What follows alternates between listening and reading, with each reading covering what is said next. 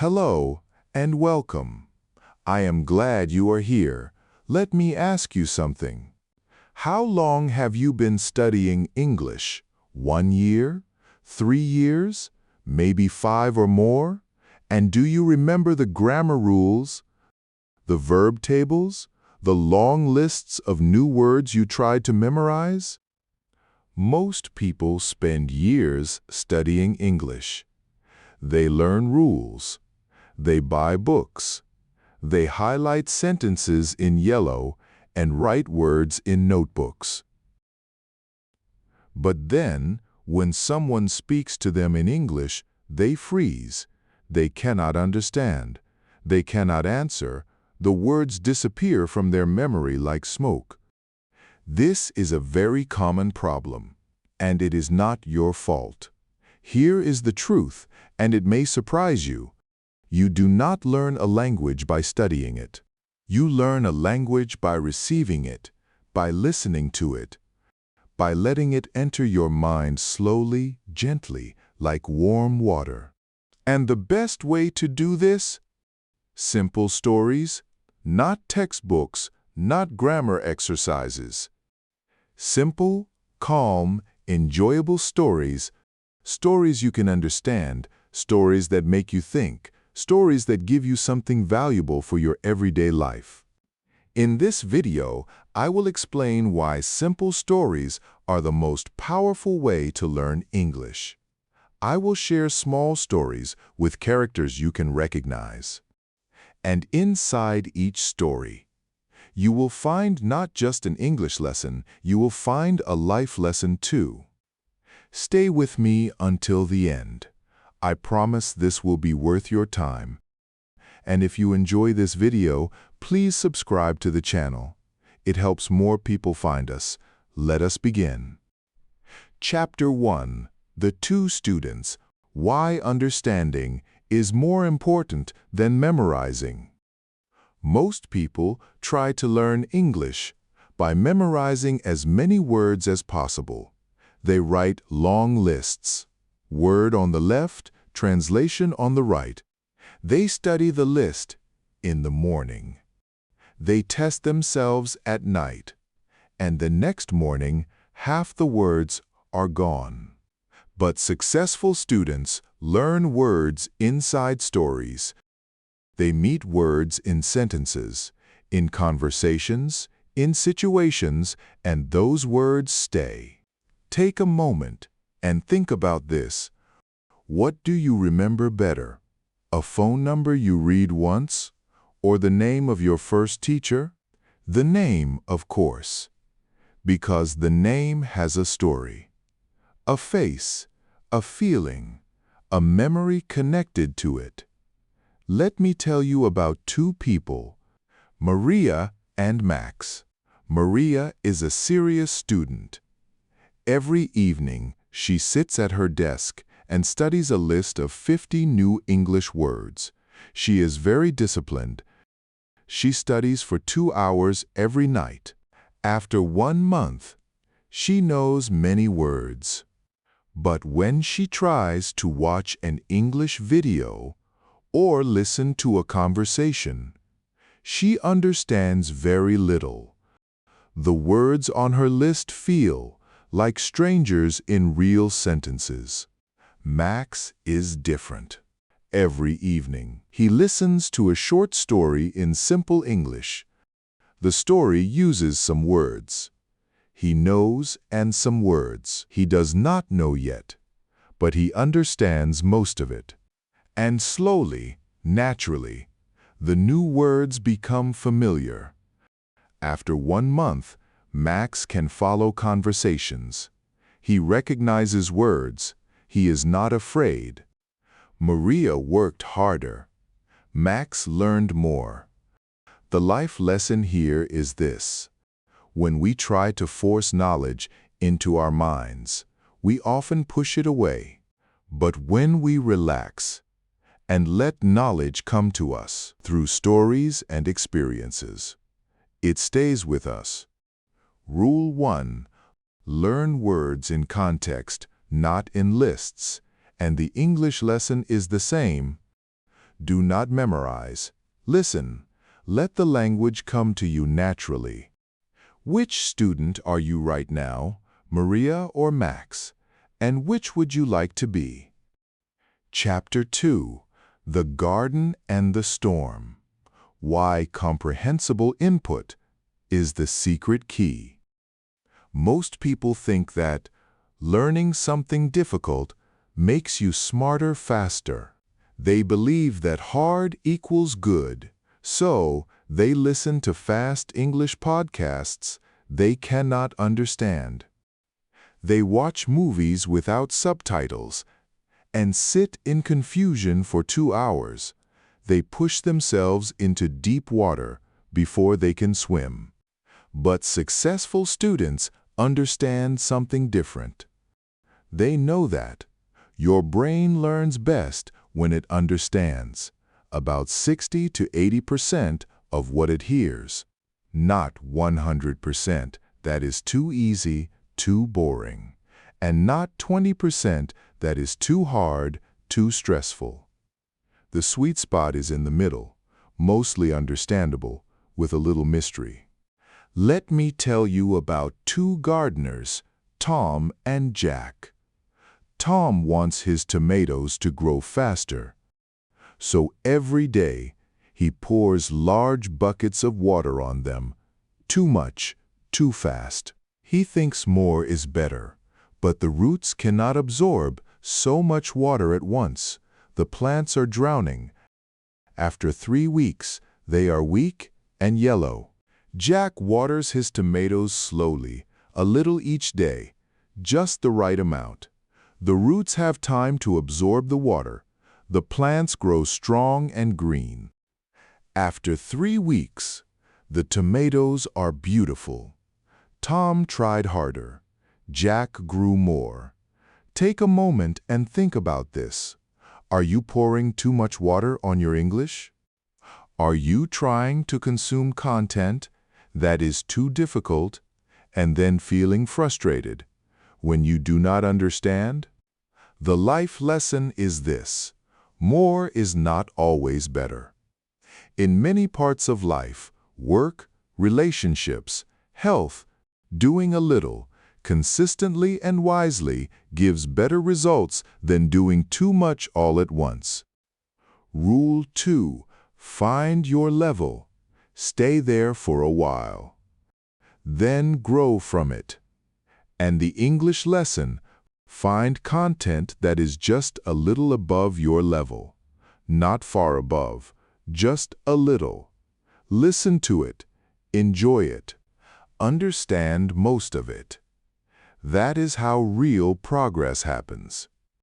So ask yourself this: is the English content you are listening to right now a small rain or a big storm? Chapter 3. The 2 Friends at the Café. Why your brain learns better without fear.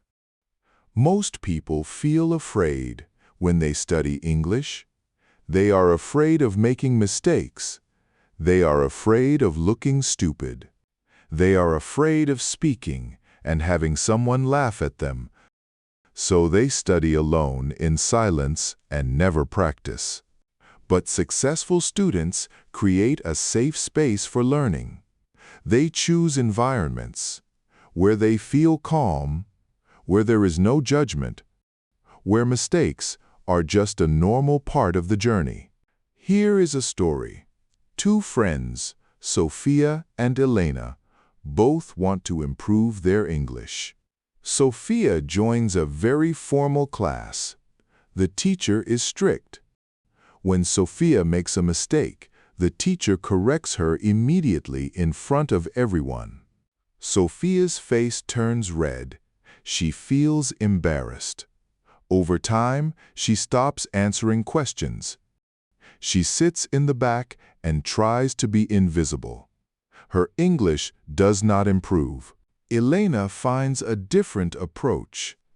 Every evening, she sits in her favorite chair, makes a cup of tea, and listens to a simple English story. Nobody is watching. Nobody is judging. If she does not understand a word, it is fine. She keeps listening. She is relaxed. She is comfortable. Her brain is open and calm. 6 months later, Elena's English is much better.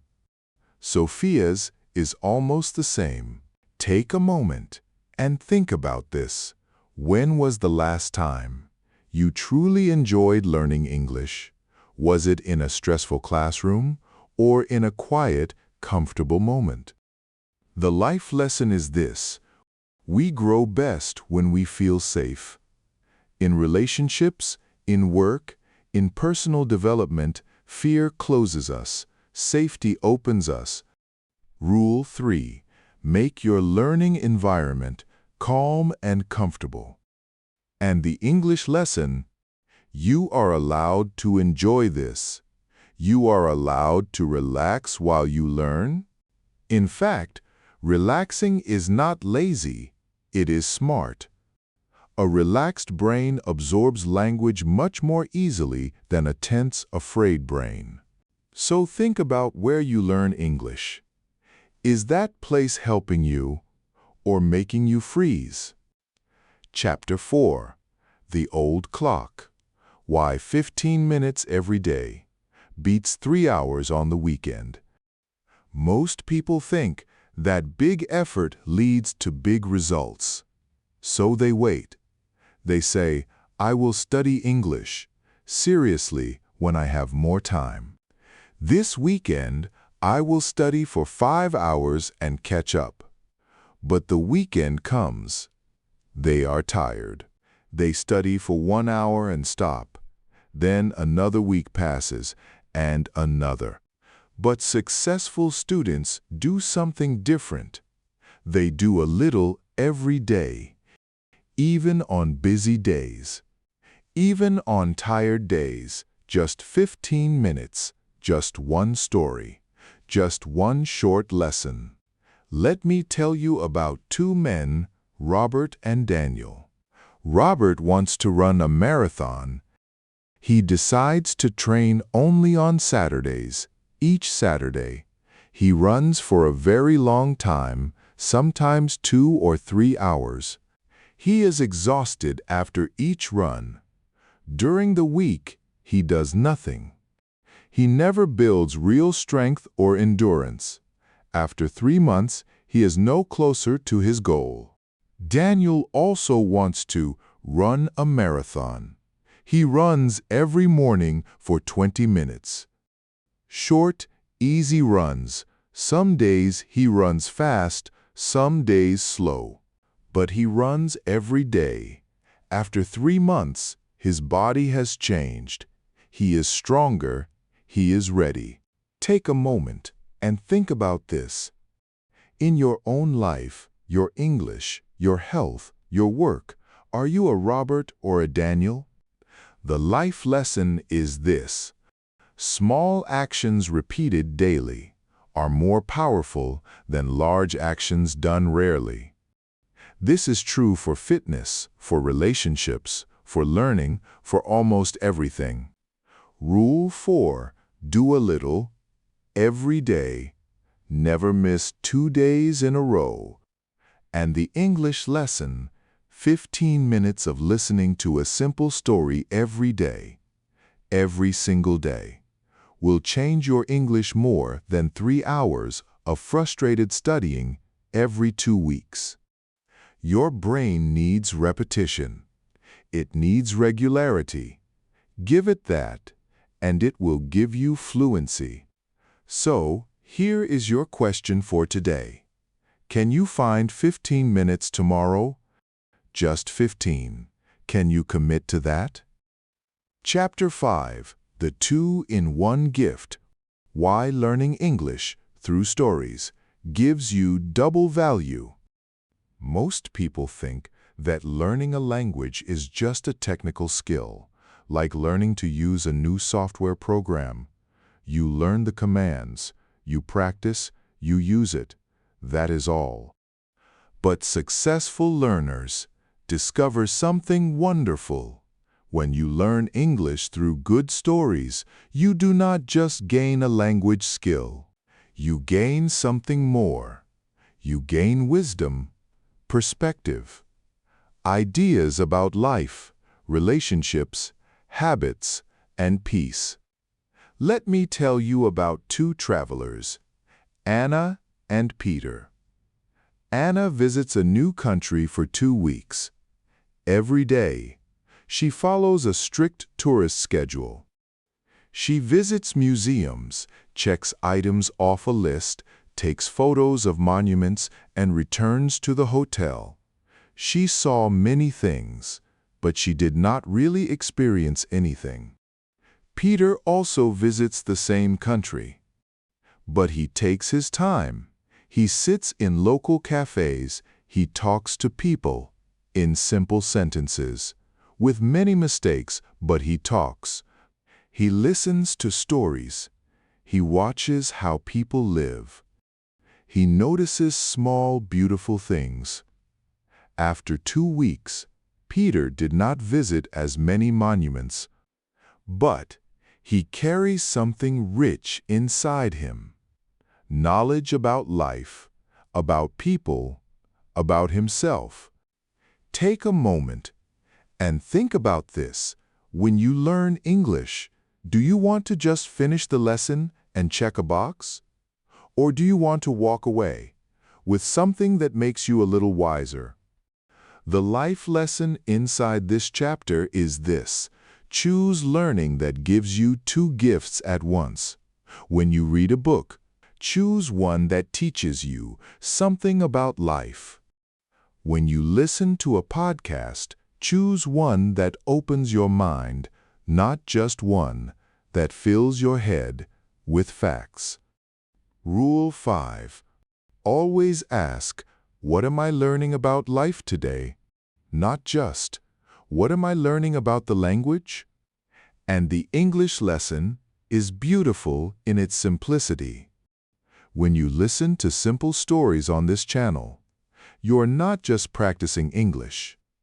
Each story contains a small truth, a piece of advice, a perspective you can carry with you. You are learning English and living a better life at the same time. Is that not worth 15 minutes of your day? Chapter 6. The Voice You Trust. Why the Teacher's Tone Changes Everything. Most people have had at least one teacher in their life who made them feel small, who corrected every mistake loudly, who made learning feel like a test and failure feel like shame. But the best teachers in the world, the ones whose students truly learn, do something different. They speak calmly. They are patient. They treat mistakes as steps, not failures. They make the student feel capable and safe. Let me tell you about 2 teachers, Mr. Harris and Mr. Lee. Mr. Harris teaches English in a very traditional way. His voice is loud. He demands perfection.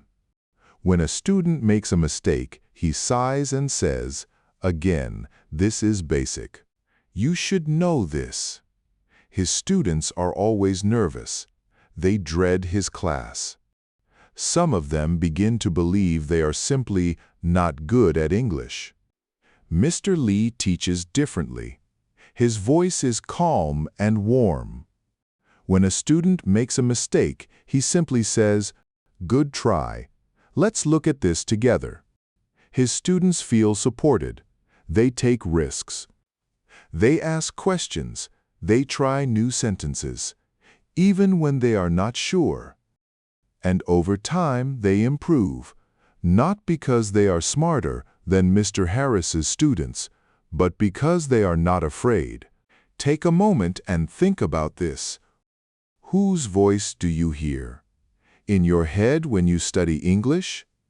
A critical, harsh voice, or a kind, patient one?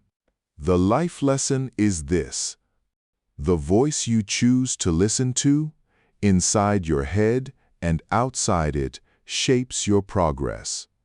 Be careful whose voice you let guide you. Choose teachers, mentors, and friends who make you feel capable, not ashamed.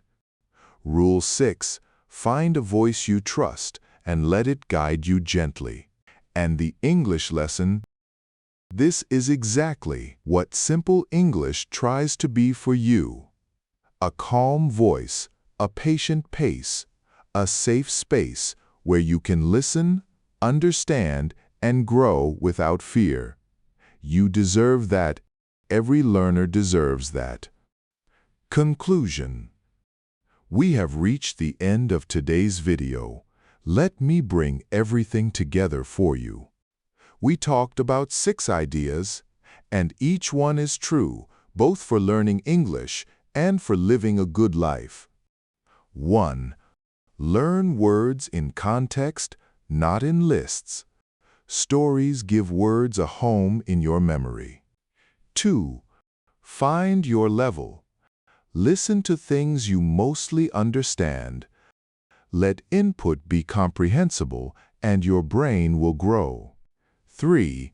Make your learning environment calm. Fear closes the mind. Safety opens it. 4. Be consistent. 15 minutes every day is worth more than 5 hours once a week.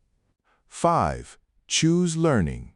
That gives you double value, language and wisdom together. 6. Find a voice you trust. Let it guide you without pressure, without shame. These are not just English lessons, they are life lessons too. And here is the most important thing. I want you to remember today.